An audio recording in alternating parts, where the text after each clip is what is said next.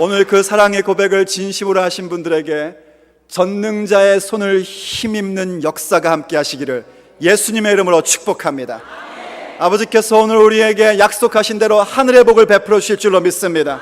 우리에게 약속하신 대로 땅의 복을 베풀어 주실 줄로 믿습니다. 우리에게 약속하신 대로 믿음의 후손의 복을 베풀어 주실 줄로 믿습니다. 우리에게 약속하신 대로 영생의 복을 주실 줄로 믿습니다. 여러분의 믿음대로 될 줄로 믿습니다.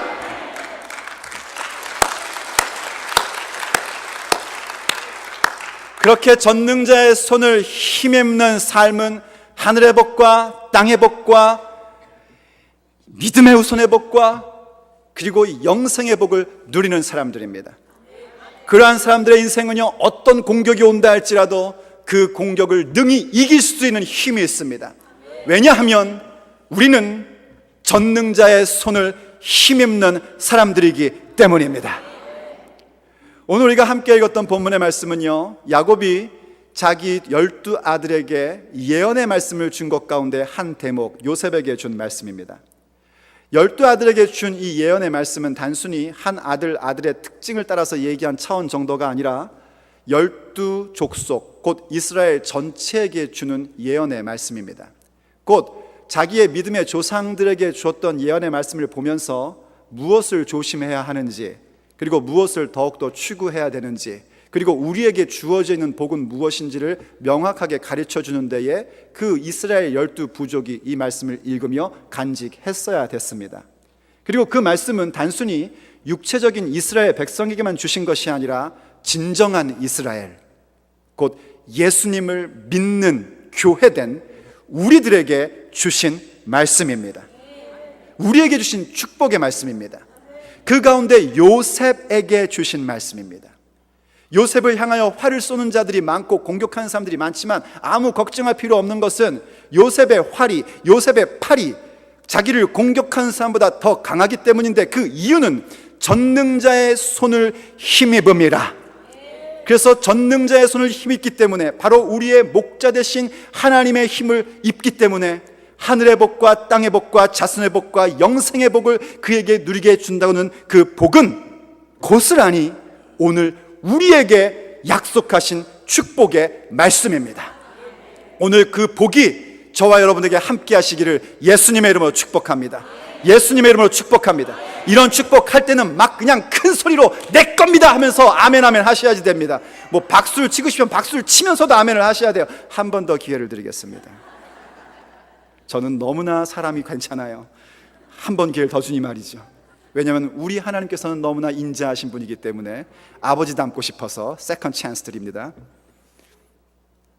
전능자의 손을 힘입는 역사가 여러분 가운데 함께 하시기를 예수님의 이름으로 축복합니다. 하늘의 복이 여러분 가운데 임할 줄로 믿습니다. 땅의 복이 여러분 가운데 임할 줄로 믿습니다. 하늘의 복이 임하고 땅의 복이 임하고 믿음의 자손의 복이 여러분 가운데 임할 줄로 믿습니다. 영생의 복이 여러분 가운데 일 줄로 믿습니다. 축복합니다. 축복합니다. 축복합니다. 축복합니다. 축복합니다. 축복합니다. 예수님의 이름으로 축복합니다. 할렐루야! 하나님 아버지께서 주실 거기 때문에 마음 푹 넣고 예수님의 이름으로 축복합니다. 자, 중요한 건 뭐냐면, 그렇다면 전능자의 손을 힘입는 삶이라는 게 도대체 과연 뭐냐는 겁니다. 그 모습이 과연 어떤 것이고 어떤 자세를 갖는 것이 전능자의 손을 힘입는 삶인가?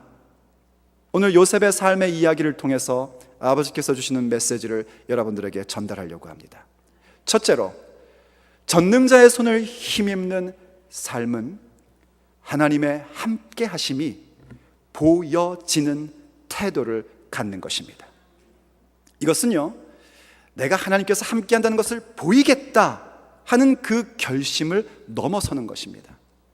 결심한 정도로 끝나는 것이 아니라 결심한 것에 따라 사는 삶이 있기 때문에 보여지는 것입니다.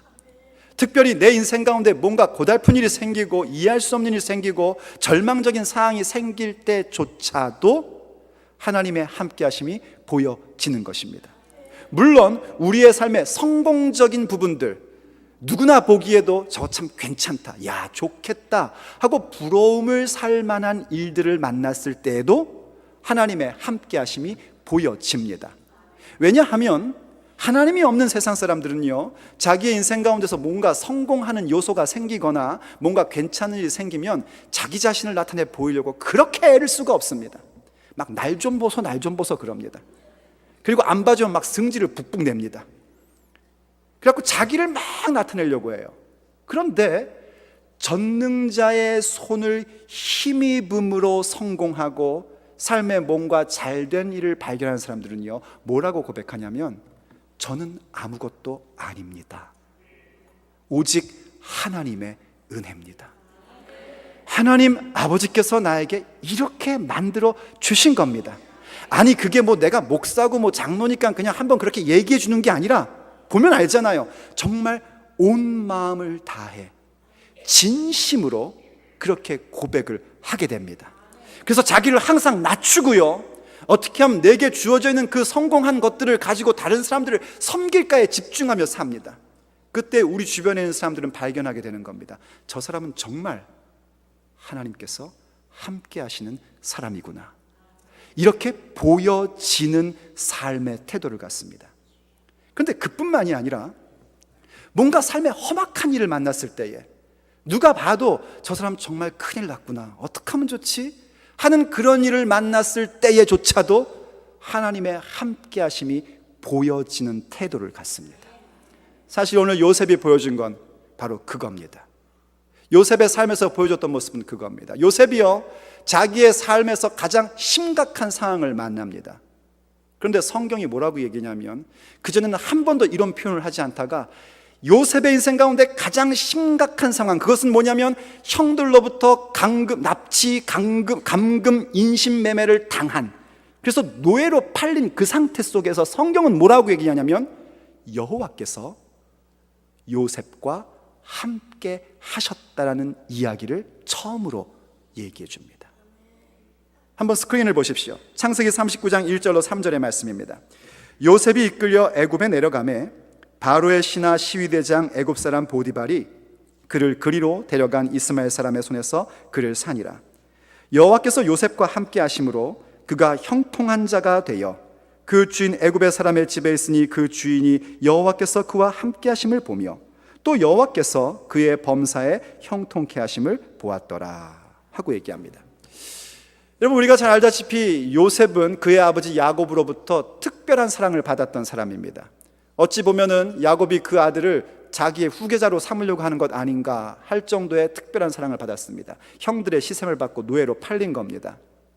노예로 팔린 상태인데 성경은 그에게 여호와께서 함께했다고 얘기를 하고요, 그게 무슨 요셉이 그래 그동안 아버지께 배운 믿음이 있으니까 하나님이 나와 함께 하시지 하는 고백을 가졌다고 얘기하는 게 아니라 보디발이라는 사람이 여호와께서 노예된 요셉과 함께하는 걸 봤답니다. 보디발이 누구냐면 그 당시 최고 국가라고 할 수 있는 이집트, 애굽의 경호대장이었던 사람이에요. 말하자면 힘의 논리로 철저히 사는 사람입니다. 세상적 가치관을 갖고 사는 사람이에요. 그런데 그런 사람의 눈에 요셉이라는 한 노예가 왔는데 그 요셉이라는 노예에게 여호와께서 함께 한다는 것이 보여졌다는 것입니다. 어떻게 이런 일이 가능할까요? 아니 어떻게 이런 일이 있을 수가 있죠? 단순 대답으로 하자면요, 하나님께서 진짜 함께 하시기 때문입니다. 뭐 당연한 얘기입니다. 근데 우리가 봐야 될 건 뭐냐면 과연 그때의 하나님의 함께 하심에 대해 요셉이 어떤 태도를 가지고 있었기에 보디발의 눈에 저 요셉이란 친구는 진짜 하나님이 함께하는 친구네 하는 게 보여졌냐는 것입니다.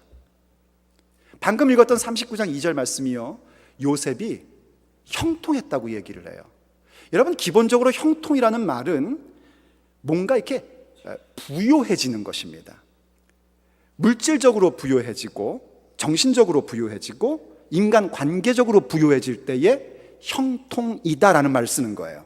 아무데나 막 갖다 붙이는 게 아닙니다. 실제로 파이낸셜, 재정적으로 형통, 부유해져야 되고, 정신적으로 부유해져야지 되고, 인간관계, 대인관계에서도 부유함이 있어야 됩니다. 근데 한번 생각해 보세요. 노예가 무슨 재정적 부유를 가질 수 있어요? 노예가 버는 모든 것들은 다 주인 겁니다. 그리고 정신적으로요, 말씀드렸지 않습니까?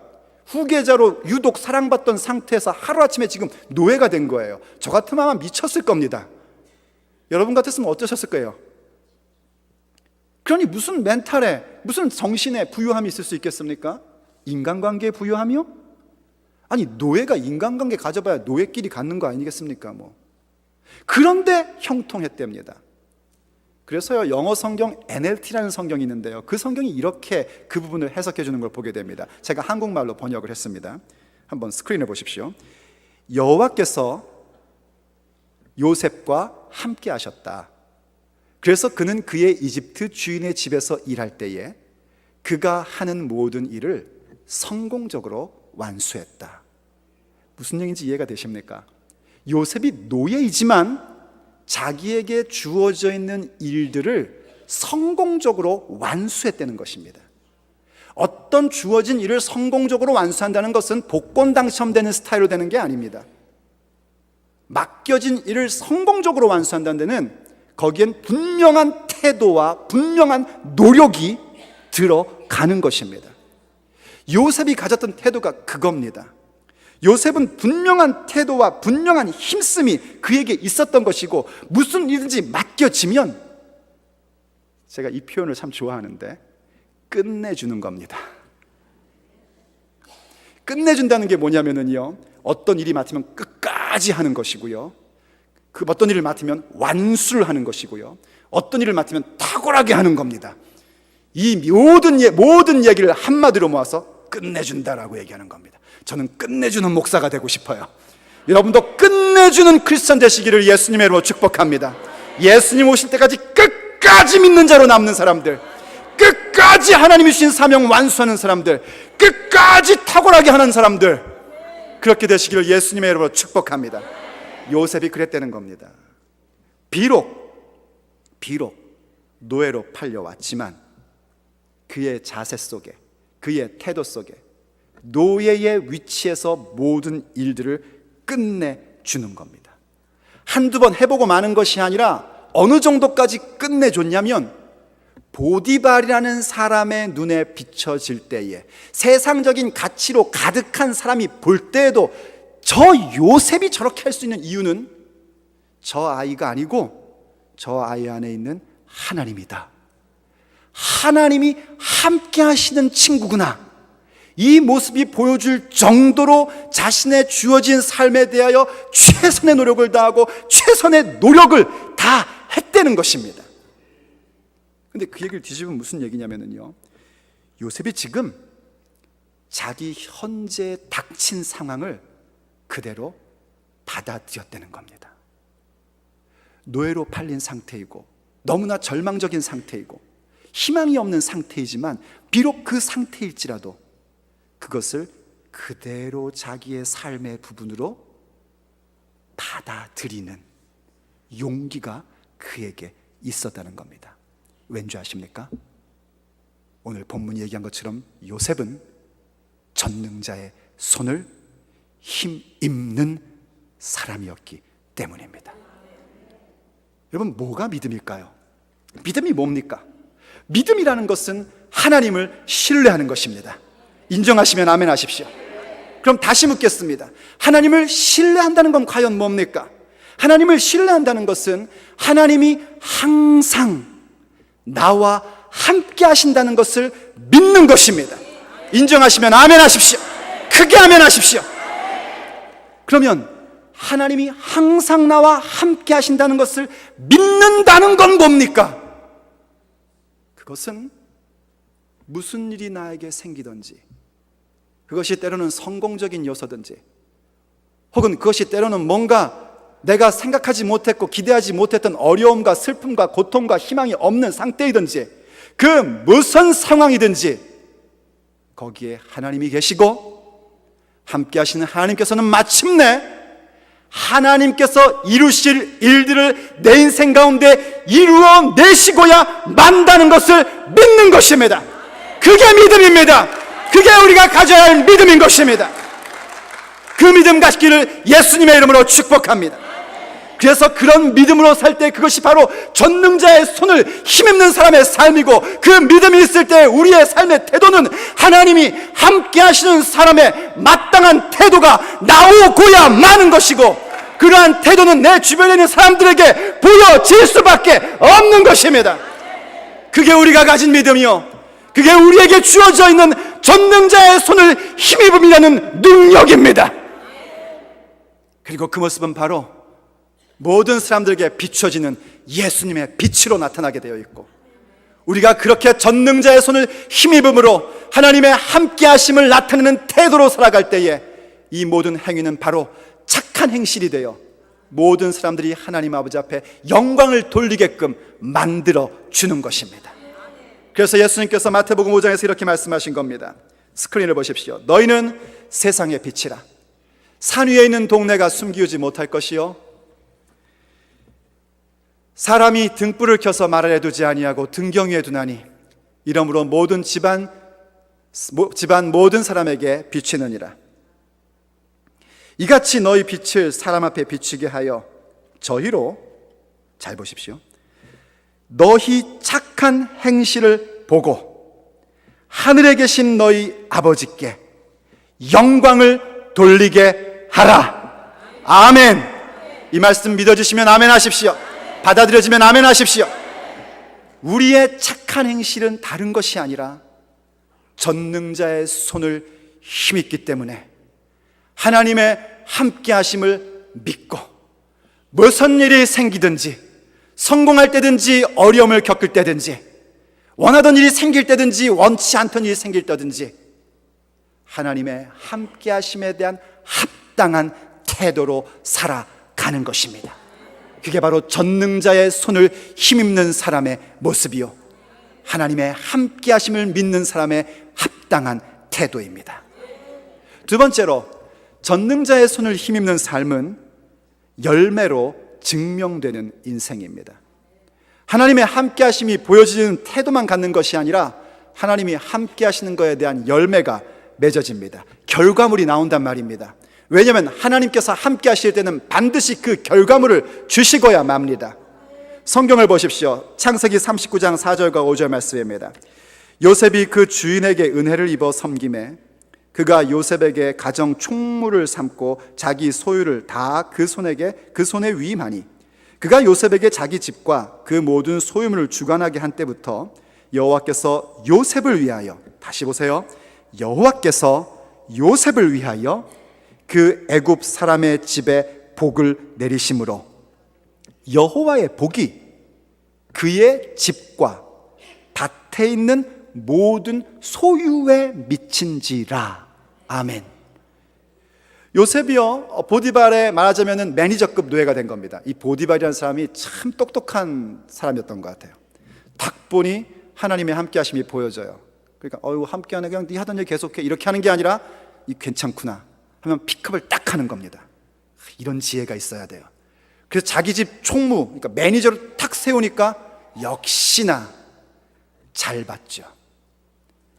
하나님 아버지께서 요셉을 위해서 보디발의 집에 복을 주시는데 눈에 안 보이는 복 차원이 아니라 실제적인 복의 결과물들을 맺게끔 해주시더라는 겁니다. 그야말로 요셉은 뭐냐면 한국말로요, 보디발 집에 복덩이가 된 겁니다. 복덩이. 어떤 사람은 너무 세게 복덩이가 됐다고 그러는데 복덩이가 된 겁니다. 그야말로 복 그 자체가 된 겁니다. 전능자의 손을 힘입는 사람은 그런 인생을 삽니다. 그래서 그렇게 실제적 결과물이 그에게 나타나게 되는 겁니다. 사랑하는 여러분, 우리가 정말 예수님을 믿고 사는 사람이라면요, 그것은 곧 우리가 전능자의 손을 힘입고 있다는 것에 대한 출발점이고 확증입니다. 그래서 여러분께 묻고 싶습니다. 예수님을 믿습니까? 예수님이 여러분의 인생의 주인이고 구원자이십니까? 여러분 예수님을 영접하셨었습니까? 그렇다면 여러분들은 전능자의 손을 힘입음이라는 하나님의 선물을 갖고 있는 사람들입니다. 그런데 어떤 결과물이 나에게 없다, 누구나 인정할 수 있는 결과물이 나에게 보이질 않는다, 심지어는 보여지는 태도도 없다.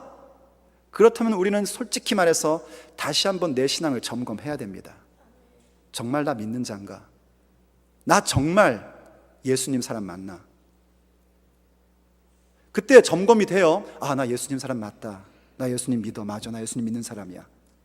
그런데도 불구하고 보여지는 태도가 없고 그거로 인한 결과물이 없다면요, 우린 지금 어떤 큰 잘못을 저지르고 있는 거냐면, 하나님께서 내게 믿고 맡기신 능력을 땅에 묻어두고 있는 것임에 틀림없습니다. 우린 다시 찾아와야 됩니다. 그리고 그것을 쓰셔야 됩니다. 전능자의 손을 힘입는 사람의 모습으로 살아가셔야 됩니다. 하나님께서 함께 하신 사람의 삶의 태도를 가지셔야 됩니다. 그럴지인데 하나님 아버지께서는 반드시 우리의 인생 가운데 아버지가 주시는 결과물을 갖게끔 하십니다. 하나님의 함께 하시는 태도를 갖는 것도 결과물이지만 그것 이상의 결과물, 누구나 인정할 수밖에 없는 아웃컴, 그 열매를 맺게끔 해 주십니다. 사실은요, 요셉의 할아버지인 이삭도 그러한 모습으로 살았었습니다. 이삭이요, 살고 있었을 때, 이삭이 그 땅이 그 팔레스타인 지역에 살고 있을 때 흉년이 온 거예요. 또 가뭄이 든 겁니다. 목축업을 아버지로부터 이어받고 그 일들을 하기 때문에 물이 많은 이집트로 가려고 했습니다. 애굽으로 가려고 했어요. 그랬더니 하나님께서 이삭에게 말씀하십니다. 가지 마라, 여기에 머물러라. 그랬더니 그 위험한 상황 속에서도요, 이 이삭이 하나님 말씀을 그대로 따릅니다. 그랬더니 하나님께서 이삭에게 복을 주시는데 그의 농사를 지었더니 100배나 결실하게 해주시고 거기다가 거부, 진짜 큰 부자가 되게 하시는 복을 주셨습니다. 오늘 이러한 복이 여러분에게 함께 하시길 예수님의 이름으로 축복합니다. 축복합니다.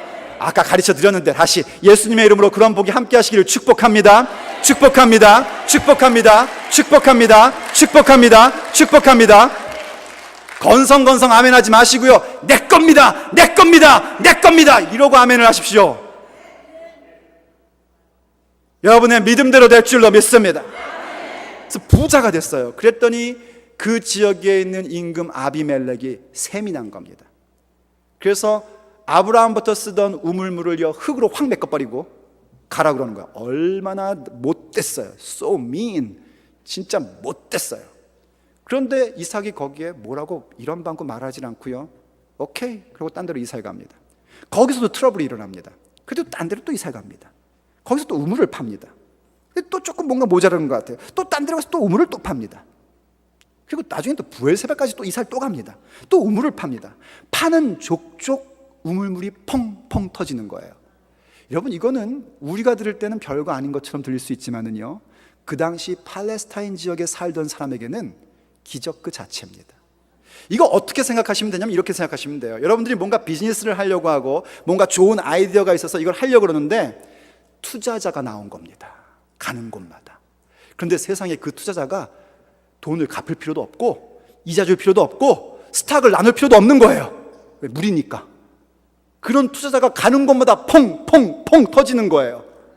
그걸 누가 봤냐면 이삭에게 골탕을 먹이고 쫓아냈던 아비멜렉이 목격을 합니다.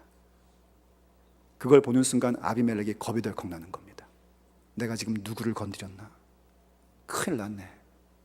저 있을 수 없는 기적이 저 친구한테 일어나는 것은 하나님이란 분이 함께 하시기 때문인데, 아마 아비멜렉이 처음에는요 비웃었을 거예요. 야, 남자가 돼가지고 그거 좀 맡기고 가라고 했더니 또 그냥 가냐? 자기 아버지가 길러준 군사들도 있고 옛날에 듣기로는 뭐 그 군사가 뭐 강대국 연합군도 뭐 이긴 적이 있다고 그러는데, 야, 이삭 참 남자가 진짜 아이 이러고 비웃었을 수도 있어요. 아마 사람들이 바보라고 손가락했을 수도 있어요. 그런데 여러분 보십시오. 결과물이 나오기 시작하니까 아무도 그를 못 비웃습니다. 심지어는 아비멜렉이 겁을 덜컥 먹고 이 이삭과 평화 조약을 맺어야겠다 하고 그의 신하 가운데 가장 높은 그런 사람을 왕의 친구라고 흔히 표현을 하는데요, 그 신하와 군대 장관을 데리고 와서 이삭에게 이렇게 얘기를 합니다. 창세기 26장 28절 29절. 그들이 가로되 여호와께서 너와 함께 계심을 우리가 분명히 보았으므로. 뭘로 봤을까요? 이삭이 그저 하나님의 함께 하시는 거에 대한 합당한 태도로 안 싸우고 그래 알았어 하고 우물 파는 태도만을 보고 이런 얘기를 하는 게 아닙니다. 우물을 팔 때마다 물이 터지는 역사, 분명한 결과물이 나오는 걸 보고 진짜 하나님 함께 하시는 사람이구나, 이걸 봤다는 겁니다. 그러면서 계속 이렇게 얘기합니다. 우리 사이 곧 우리와 너의 사이에 맹세를 세워 너와 계약을 맺으리라 말하였노라. 너는 우리를 해하지 말라. 이는 우리가 너를 범하지 아니하고 선한 일만 내게 행하며 너로 평안히 가게 하였습니다. 사실은 우물을 메꿀 때는 언제고, 그런 얘기는 싹 빼놔요. 항상 이런 사람들은요. 선한 일만 내게 행하여 너로 평안히 가게 하였습니다. 이제 너는 여호와께 복을 받은 자니라. 할렐루야.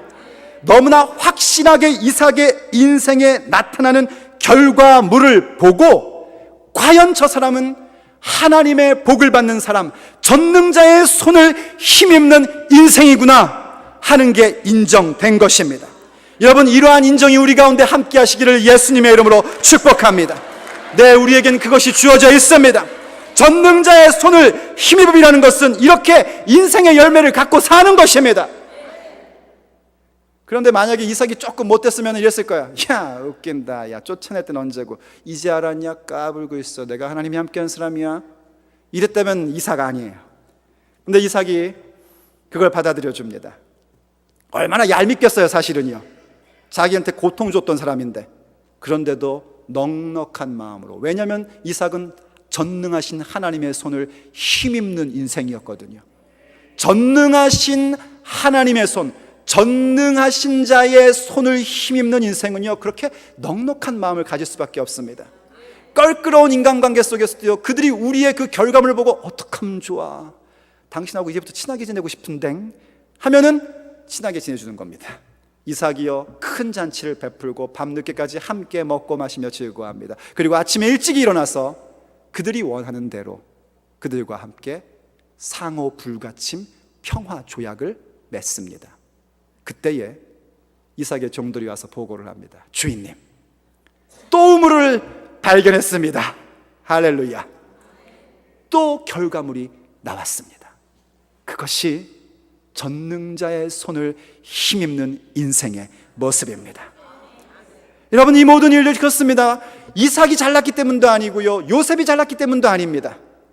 그리고 우리의 주변에서 그렇게 하나님의 함께하심이 보여지는 삶의 태도를 가지고 있고, 그리고 하나님이 주시는 그 결과물을 갖는 사람들도 그들이 뭔가 대단한 사람이어서가 아닙니다.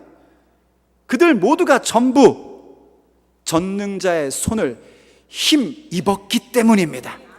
그리고 전능자의 손을 힘입는 인생을 사는 우리도 그들과 똑같이 하나님의 함께하심이 보여지는 삶의 태도를 갖게 되는 것이고, 그 결과물을 우리의 인생 가운데 나타내며 살게 되는 것입니다. 그러면 우리가 또 하나 궁금한 건 뭐냐면, 도대체 그때 우리가 가져야 될 근본적인 마음의 태도는 무엇일까 하는 것입니다. 그래서 우리는 세 번째 아웃라인으로 넘어갑니다. 전능자의 손을 힘입는 삶이란 하나님 앞에서의 마음가짐, 그 판단과 그 결정을 갖는 것입니다. 요셉이 전능자의 손을 힘입음이 함께 하시는 하나님을 믿는 바른 태도를 가졌고, 그가 보디발의 집에 들어갔더니 실질적인 결과물들이 막 나타나고, 그랬더니요, 성경이 이 요셉에 대해 뭐라고 설명을 하냐면, 그는 심히 준수하고 용모가 준수하고 아담했다, 이렇게 얘기하는데, 현대어 성경은 뭐라고 얘기하면요, 그가 잘생겼다라고 얘기합니다. 잘생겼대요. 근데 아십니까? 그 잘생겼다는 게 뭐 이렇게 코가 좀 높고 눈이 부리부리하게 잘생긴 건지 모르겠지만, 또 코가 높은 게 잘생긴 것도 모르겠지만, 그랬다라는 얘기 차원 정도가 아닙니다. 지금까지 우리가 은혜 받았던 말씀들을 잘 추억해 보십시오.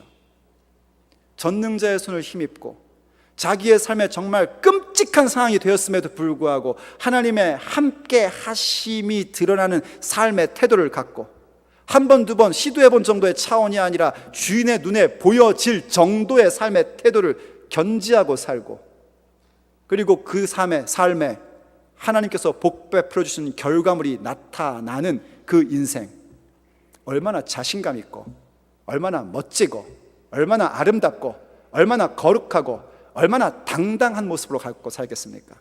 그러니까 그냥 매력이 막 넘치는 거예요. 여러분처럼 말입니다. 왜 여기서 아멘 소리가 작아지십니까? 또 혹은 저처럼 말입니다. 별로 인정들 안 하셔도 상관없습니다. 제 멋에 사니까요, 그냥. 왜냐하면 저도 하나님의 함께 하시는 보여지는 태도를 늘 견지하고 아버지께서 늘 결과물 주실 거 믿고 그걸 가고 있으니까요. 여러분 인정 안 해줘도 저는 끝까지 그렇게 갈 겁니다. 근데 인정해 주실 거라고 기대를 한번 해봅니다. 우리 함께 그 길을 가기를 원합니다. 그랬더니 이 못돼 먹은 보디발의 아내가 요셉을 유혹하는 겁니다. 나하고 같이 자자. 얼마나 매력이 넘치는지 함께 자자 그러는 거예요. 그때 요셉이 이렇게 대답을 합니다. 쉬운 성경입니다. 그러나 요셉은 거절했습니다. 요셉이 주인의 아내에게 말했습니다. 제 주인께서는 이 집의 모든 일을 저에게 맡기셨습니다. 주인의 집에는 저보다 높은 사람이 없습니다. 주인께서는 마님만 빼놓고 모든 것을 저에게 맡기셨습니다. 마님은 주인의 아내이기 때문입니다. 그런데 제가 어떻게 그런 나쁜 일을 할 수가 있겠습니까? 그것은 하나님께 죄를 짓는 일입니다. 요셉이요, 지금 그 유혹을 거절하는 이유에 대해서 제가 주인에게 얼마나 많은 은혜를 받았는데요, 제가 주인에게 얼마나 큰 그 페이버릿을 받고 살았는데 제가 어떻게 주인을 배반할 수 있나? 전 의리가 있는 남자여서 그렇게 못하겠습니다. 그렇게 얘기하지 않았습니다.